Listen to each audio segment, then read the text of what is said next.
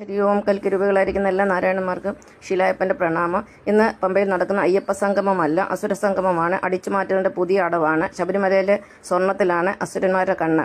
സനാതന ധർമ്മത്തിന് വിരുദ്ധമായി സഞ്ചരിക്കുന്നവരാണ് അസുരന്മാർ. സത്യവും ധർമ്മവും ഇല്ലാത്തവർ. ഇടത്തോട്ട് പോകുന്ന നെഗറ്റീവ് സംഖ്യകളെ പോലെ മാനുഷിക മൂല്യങ്ങളില്ലാത്ത മ്ലേച്ഛന്മാരാണ് ഈ കൂട്ടർ.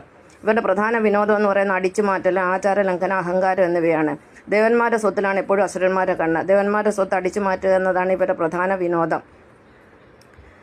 കൂടാതെ ഇവർ നമുക്ക് തിരിച്ചറിയാൻ വേറെ ഒരുപാട് ഗുണങ്ങളുണ്ട്. അതെന്താണെന്ന് നോക്കാം.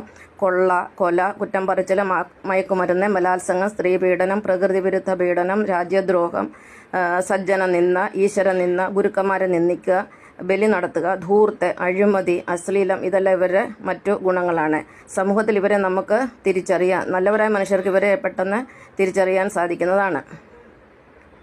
കൂടാതെ ഇവരുടെ മറ്റ് ഗുണങ്ങളെന്ന് പറയുന്നത് ബലി നമ്മൾ ഇതിനകം കണ്ടു കഴിഞ്ഞു.